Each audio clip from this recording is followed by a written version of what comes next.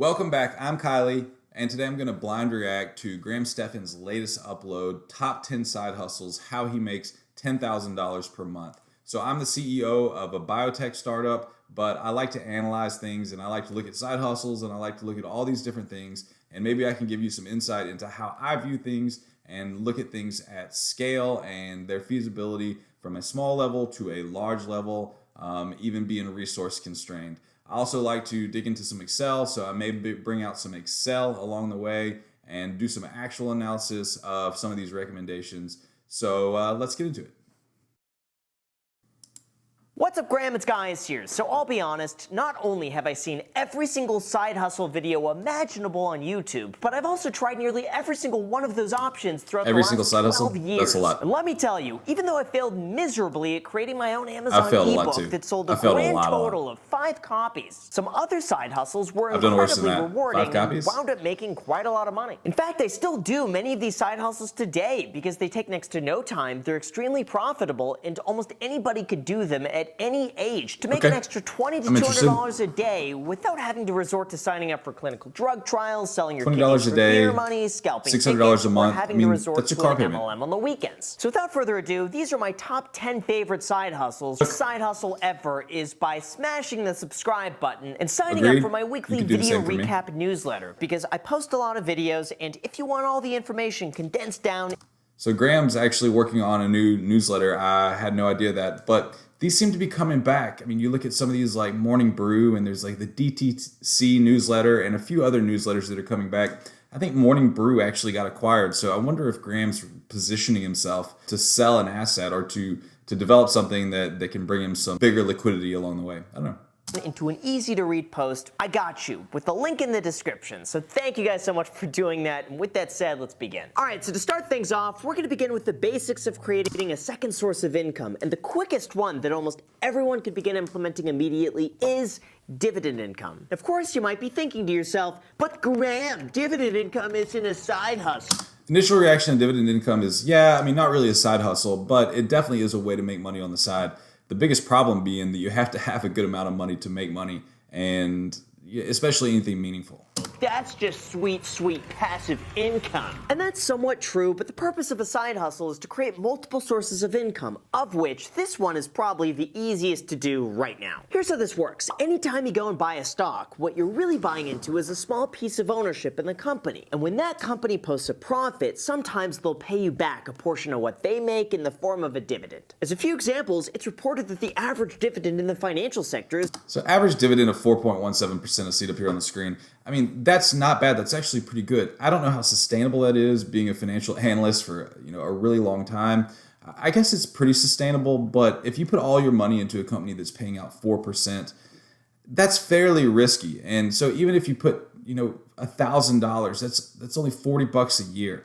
That's not much of a side hustle, is it? And you have to have $1,000 to begin with. There's 4.1%. Utility companies pay about 3.9%.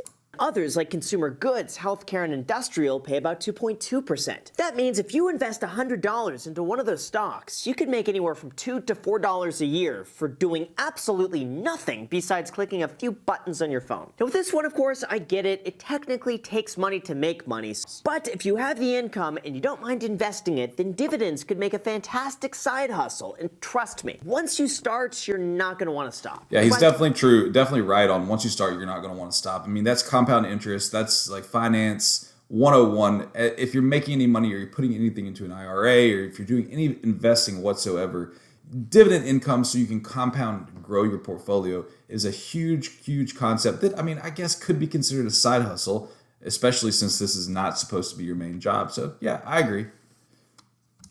Let's also look at it from this perspective. If you have your principal, is what we're going to say, what's invested into your stocks, and your dividend, let's see how much it would take to get to $20 a day. I mean, $20 a day is plus 20 times 365. That's 7,300. So what's your dividend? Let's just go with the 0.0147 that Graham talked about earlier. And let's see what you would need. So you would need 7,300 divided by 0.0417 is $175,000 of principal in order to get to $20 a day in passive side hustle income from dividends. That's a big chunk of change. By the way, if you want a head start on this, feel free to go to public.com/Graham or use the link down below in the description and get a free stock worth all the way up to $1,000 when you use the code Graham. Now, second, since we've just talked about dividend income, it would be irresponsible of me not to talk about the other income source that goes hand in hand with stocks, and that would be capital gains. This is what happens when you sell your investment like a dividend stock for a profit, and the amount you pay tax on is what's known as your capital gains. For example, if you buy... So capital gains, we'll see where he's going with it, but my initial reaction is capital gains is not really a side hustle. Capital gains is the result of investing into dividend growth. If you want to make money on growth, you're generally going to avoid dividends, because if a company's paying out dividends, they're not necessarily reinvesting into themselves in order to grow. So let's see what he says. Buy a stock for $10 and you sell it for $25, that means you'll pay tax on the $15 worth of profit, and that will be reported to the IRS as another source of income. They're always watching. It's also another way that you can make money by investing in stocks, because not all stocks pay dividends. Instead, many stocks are what's known as a growth stock, because what they don't pay out as a dividend gets reinvested back into the company, pushing up the stock price even higher. It would be like buying a $100 stock. So he just talked about it right there. Instead of paying you a 5% dividend every year, the stock price goes up by 5% a year. At the end of the day, it's almost the exact same thing, except you're not going to be taxed on the value of the stock going up until you sell, unlike dividends, where you'll have to pay tax each and every year depending on how much money you make. Not only that, but the capital gains tax rate is generally much lower on investments that you've held. Yeah, taking taxes into account is a huge deal here, because that's one of the main benefits of capital gains is the preferred tax rate, but you have to hold them longer than a year in order to get that. Growth stocks as another source of income, because not only are they not getting taxed each and every year, but they have complete control in terms of how much and when they sell to lock in those sweet long-term capital gains tax rates. And third, before we go into the... Okay, let's look at capital gains and see what it takes to get $20 a day worth of capital gains, just like we did dividends. So let's put dividends over here and make this look good. And then let's look at capital gains. So in order to get to $7,300 a year capital gains, you have to assume some sort of growth rate for the company. I think something safe is maybe 7%.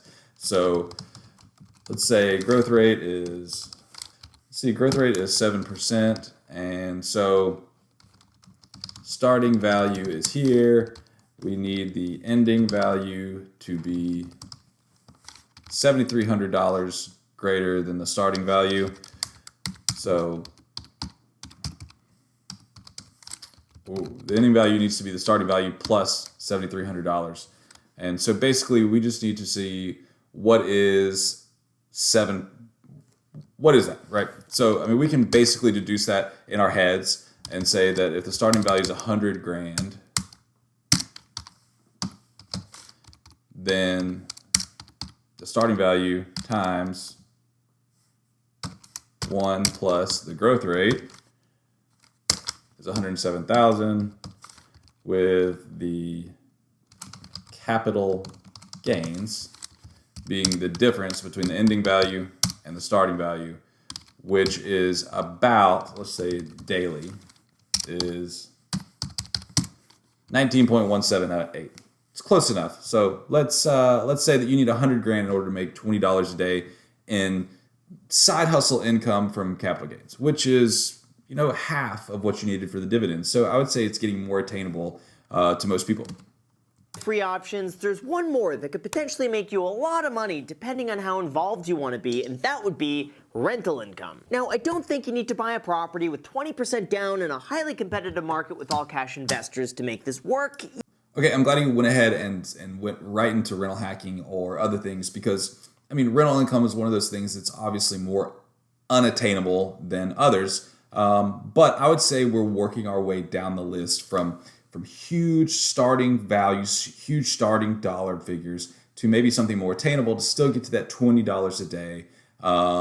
That's kind of what he said in the beginning, and I think is kind of an attainable goal for most people, especially when they're first starting out. even though that is an option. But with this, it's entirely possible to make money with absolutely nothing out of pocket, even if you don't own your own property. Here's the thing. Yes, if you buy a property, rent it out, and make a monthly profit, you're doing well. But for people just starting out without a ton of cash to buy a home, you could make quite a lot of money by renting out an unused bedroom or some extra storage space like a garage. Yeah, I mean, my own he's right. podcast co-host Jack just recently put up an extra one of his bedrooms on Airbnb to make some extra money. This is also location dependent, which doesn't necessarily apply to everybody.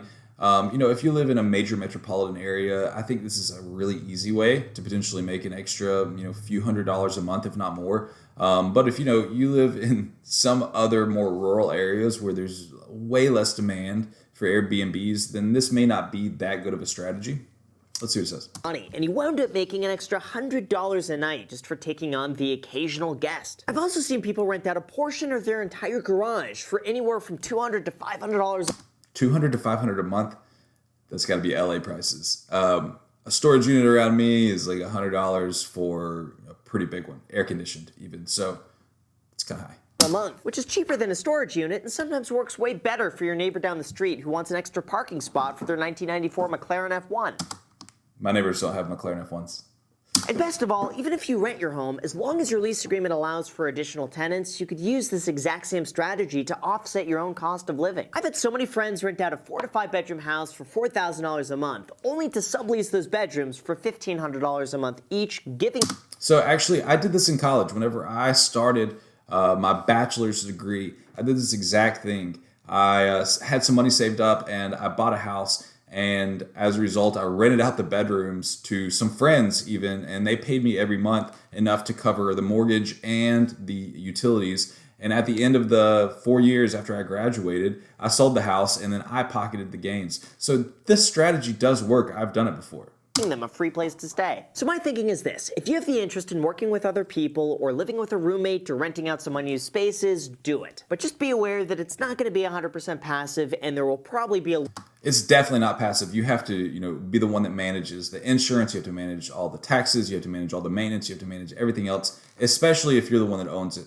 In this situation that Graham's talking about, where you're the renter, you're the one on the lease. You're the one on the hook for any sort of future payments. And so you kind of have to keep that in mind, that you're taking a little more risk here, and that's why you're getting compensated for it.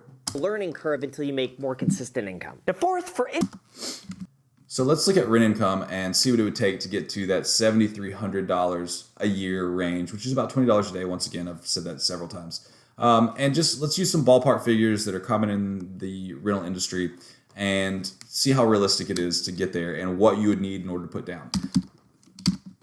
So usually whenever you're renting out houses, and I have a couple of rental houses, you're looking at cash on cash returns. So you're going to put money down, and then you're really worried only about what you put back in your pocket as a multiple or as a percentage of what you put down on the mortgage.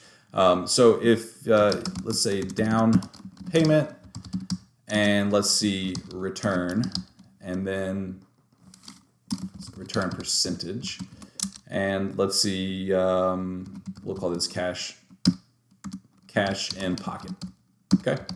So we could just use like known figures in the real estate industry in order to say the return percentage. I would say something safe is probably, let's say 10% is probably pretty safe. So if we're going to have a down payment of $73,000, we know that that's going to put the cash in pocket of $7,300. Right? I mean, that's pretty simple, straightforward math. And that gets you to $20 a day. So, you might have to work your way into this, but once again, I see the dollar figures trending down from 175 to 100 to 73,000. But as we're going this way, it's more time intensive. I don't know if Graham did that on purpose, but so far it's trending that way really nicely. So let's keep going. Anybody who doesn't have extra money, but you want to make money without having to spend money, I have the perfect solution for you, and that would be selling stuff you already own. Now, I understand this requires that you actually have to own something to begin with to sell. Initial reaction, selling stuff you already own is really nice because you have no cost that you have to recoup back into it. You've already owned it, you've already used it. I wouldn't necessarily say, oh, well, I bought, this camera for a few $100, and so if I need to sell it for more than I paid for it in order to make money on it. Rather is I bought this camera, I no longer use it, so it's worthless to me. So my costs in the camera is essentially zero. So anything I sell it for is pure profit. But I would venture to say that almost all of us have something we do not use that's collecting dust in the closet that could be sold Pokemon for cards. money. Say, Facebook Marketplace or Craigslist make it extremely easy to list whatever you have, place it up for auction, have the buyer cover shipping, and your total time commitment is simply taking pictures of what you have, listing it online, writing a description, and then waiting for it to sell. And So one major point about this is it's not necessarily scalable whenever you get to a point where you need to make a primary income. It is not a primary income making method, although these are side hustles, but I'm just going to kind of rant on this for a second. You know, you could probably get to making several $100s per month to several $1,000s per month. But there is a point in scaling this side hustle that you run out of things to sell really, really quickly. Even if you're going thrifting or you're doing anything else, you wind up, your time commitment is a full-time job in order to even make a normal income. Now, granted, the benefit being that you're your own boss. You get to do whatever you want. Plus, your income or your job security is fully wrapped up in your ability to go and find things and sell them for more than you found them for. But that's a slightly different thing. I mean, if you want to make a side hustle and you've got a bunch of junk, or maybe your parents are hoarders, or maybe you're a hoarder, this is not a bad option. Worst case, even if it doesn't sell, you're not out any money and you still get to keep what you already have. Of course, the downside here is that it's not a sustainable side hustle and there's only so much you could sell before eventually you're living in an empty apartment sleeping on $100 bills. But at the very least, it's a good place to start, you'll get paid for things you already have, and it'll free up space for more activities. It's true, more activities. All right, let's look at that real quick. So, selling your stuff. I mean, all right, let's get to goal is, so here's the goal, 7,300. Let's just look at a value recoup. We can call it recoup. So how much can you sell your current stuff for as a percentage of what you paid for it? I think something realistic, depending, is maybe 50%. So that means that you would have to need to have at least this divided by that, so $14,600 in value laying around in order to get to a scale of $20 a day, right? I mean, do you have $14,600 worth of things laying around you? I don't know. But that seems like a lot. Whenever I start thinking about the things that I actually would want to sell, I don't have that much laying around. You know, even like a laptop, it's like $1,000. So that's a lot. In order to get $20 a day, you're gonna have to go out and find new things to sell. But that's okay. Plus, it's something that probably 90% of you watching could begin doing immediately, and then you could use that cash towards other areas like investments, dividend stocks, and this next one we're about to mention. So I like that mentioned real quick right there is, you know, you could sell your stuff in order to start generating your own dividend portfolio or one of the other portfolios, rental income. I mean, capital gains. That's true. If you want to get started from zero, this is a good place to start. After that, fifth, if you want a guaranteed side hustle without all the responsibilities of managing a side hustle, some people are not going to be happy for me to say this, but you should get a part-time job. I sound so old when I say that. I'm just surprised how complicated people want to make this out to be, or how it's glamorized to bootstrapping your own way to making So he's right. That's the quickest and most guaranteed way in order to make an extra $20 a day. Most people can go out and find a job right now making anywhere from $10 to $15 an hour. I feel like they're everywhere, even in the area that I live, which is not a high paying or a high cost of living area. So that's a guaranteed way to make an extra $10 to $20 a day. Obviously, I don't have to point out all the negatives, but I mean, a side hustle is a side hustle, and he's not wrong. $5 an hour because you're doing it for yourself. Honestly, working for someone else gives you guaranteed income, predetermined hours, and zero risk of not getting paid, unless your boss is terrible. But yeah, one of the biggest things to working for yourself is you are solely responsible for your income, and that is a huge stressor a lot of the times. And so if you don't want, or if you're relying on this side hustle income in order to get somewhere, get to a specific goal, then a part-time job is not a bad suggestion.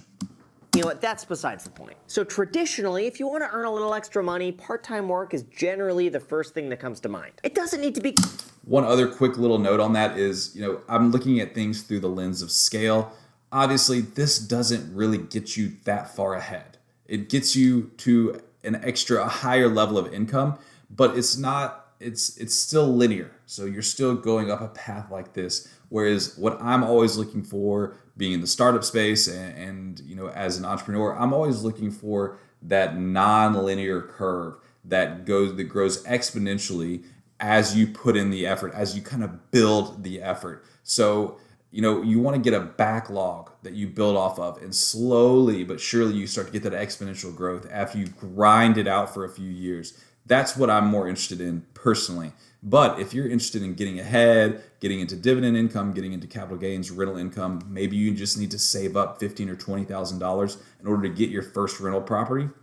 That's not a bad way to do it. If you have a side hustle, you could do that in 6 months. Or if you have a part-time job, you could do that in 6 months.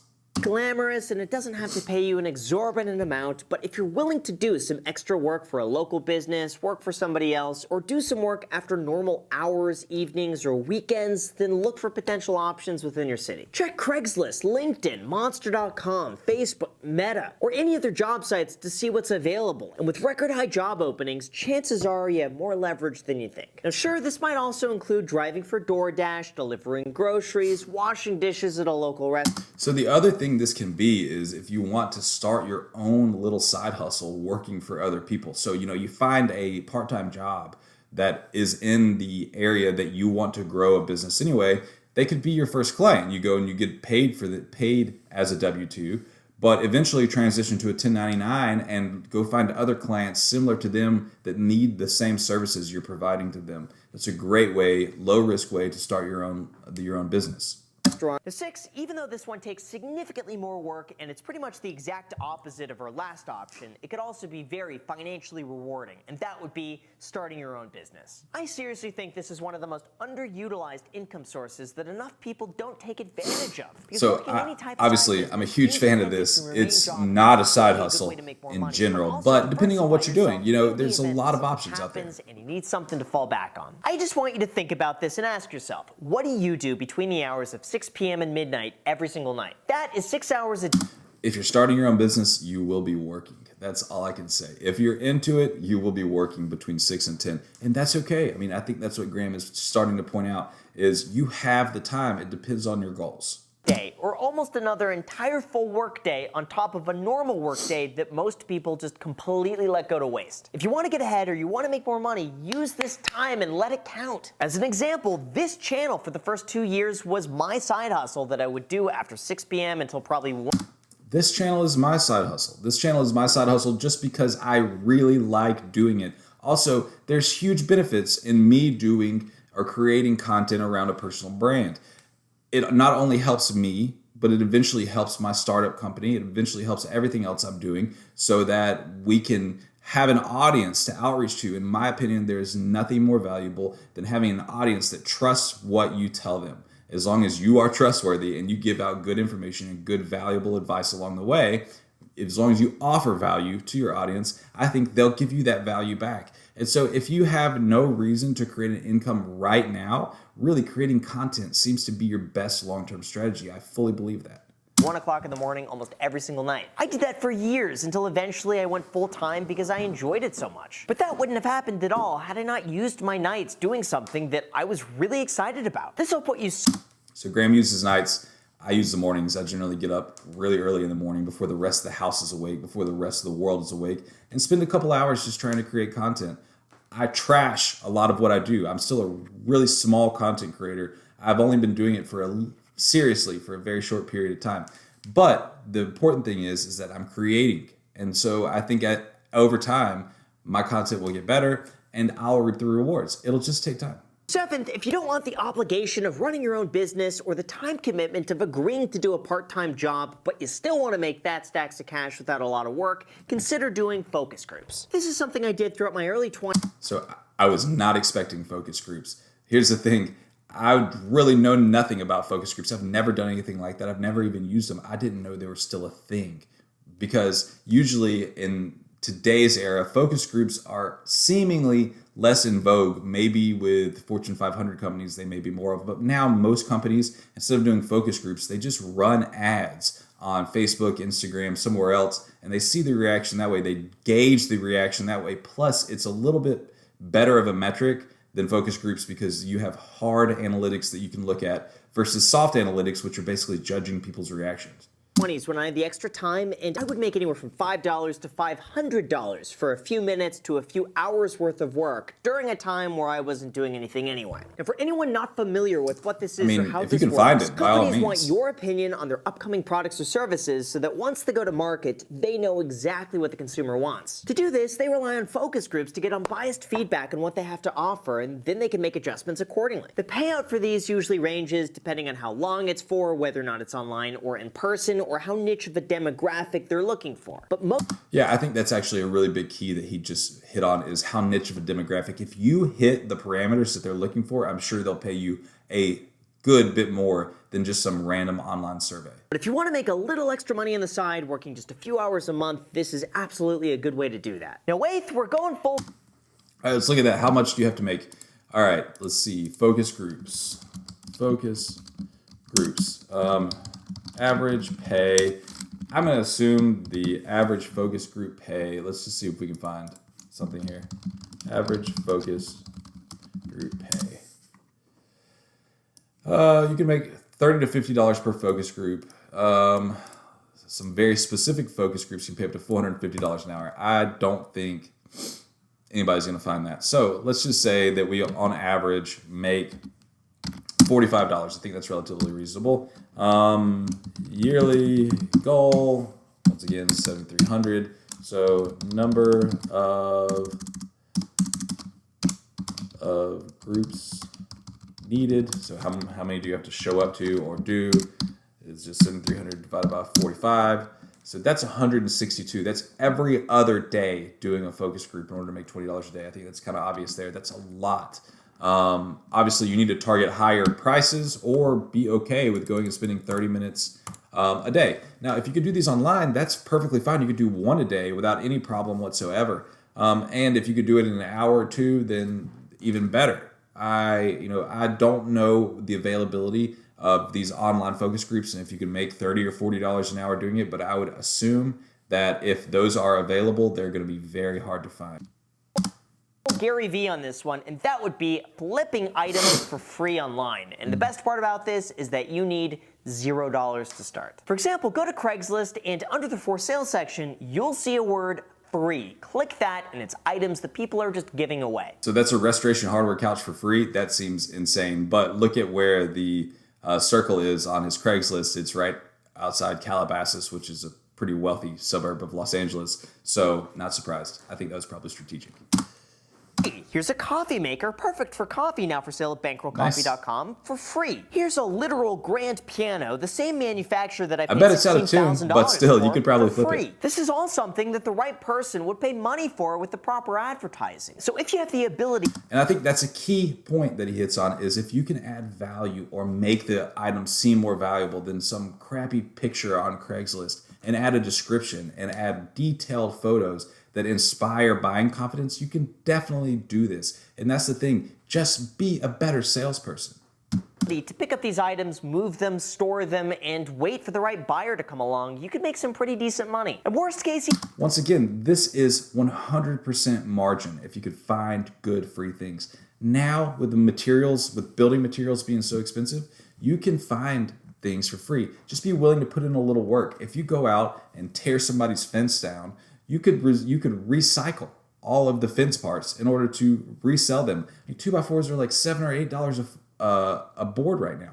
So you can make good money doing things for free and then selling the materials on the back end as long as you're willing to put in the work. Even if no one buys it, you could just repost it back on Craigslist for free and let someone else take care of it. Ninth, this one would have to be my favorite. I'm not going to do much analysis on that because it's pretty easy. But I would say that in order to get to a point where you can make thousands of dollars a year, you have to be really, really lucky. It's how I got started in my own personal finance journey, and it's absolutely the opposite of anything Dave Ramsey would ever suggest, and that would be credit card churning. This is the practice in which you sign up for a credit card and then meet the minimum spend to get the sign-up bonus. Generally, these offers range anywhere from $100 to $300 on the low end, all the way up to $1,500 or more for some of the high-end luxury credit cards. Yeah, one thing about credit card churning that doesn't make a whole lot of sense to me is, first of all, how does that affect your credit score short term? Because as you have more credit inquiries, you get your credit dinged along the way, and then it comes back up as you kind of meet your goals. So how scalable is this? How often can you do this? The other thing about that is, in order to receive most of these point bonuses that you can turn into cash, you have to spend a minimum amount, and some of it is thousands of dollars in the first few months. So this may not be accessible to everybody. Regardless, doing this takes next to no time. Long term, it could help your credit score, and let's be real, who doesn't like getting free stuff? The easiest way to do this is super simple. Websites like NerdWallet and the Points Guy will give you updated lists every single week on the latest credit card offers, ranging from $200 back with Wells Fargo to 150,000 bonus points on Marriott to thousands of dollars worth of free travel on the Amex Platinum. From there, all you need to do is put your normal everyday spending on the credit card, pay it off in full by the end of the month. See, that's the key, and he hit on one of my earlier questions, is you have to spend everything on that card for a month or two, and then make sure you pay it off. That is the biggest key to what he is saying. Pay off the credit card. If you let it go and you carry a balance, you're going to be doing the opposite of the goal here, which is you're going to be creating debt, and you're not going to be creating value or churning credit cards. Pay off your credit cards and get free money for items you would have been purchasing anyway. This is something that I've been doing now for over 10 years, and it's allowed me to travel anywhere I want to go for free. And as a side hustle, I've also been doing something similar. I don't really churn credit cards, but I definitely collect the points, and I optimize for points. I put all my personal spend on a credit card and pay it off every month and collect the points. I also do the same thing with my company in order to just collect those points, and then we can use them for like a company party, or we can do anything at the end of the year with them, travel, you name it. It just makes sense to put most of your daily spend on a credit card and then pay it off at the end of the month, because you do get points with them that you do not get just using a debit card or anything else. This is something that could easily make you anywhere from $100 to $500 a month for probably 10 to 30 minutes worth of work. This does get into one of those things that I want to analyze, though, and how many credit cards do you have to do in order to get to your goal? It seems like a lot. Let's see what we do. So I'm going to go back down here. Credit card churning. So once again, the goal is 7,300, and the average offer value. I know, like, the best offers, like the American Express Platinum, they give you like 125,000 points, which is worth like $1,000. So the average is probably let's say 500. Let's be generous. So credit cards needed in order to hit this. 7,300 divided by 5 is 14.6. So that's more than one a month. I would have to imagine this is not something you could do sustainably for a year or a couple of years. You might be able to do this a few times. I would say you might be able to get, $1,500 to $2,000 worth of value out of this before you really begin to hurt your personal credit score in the short term.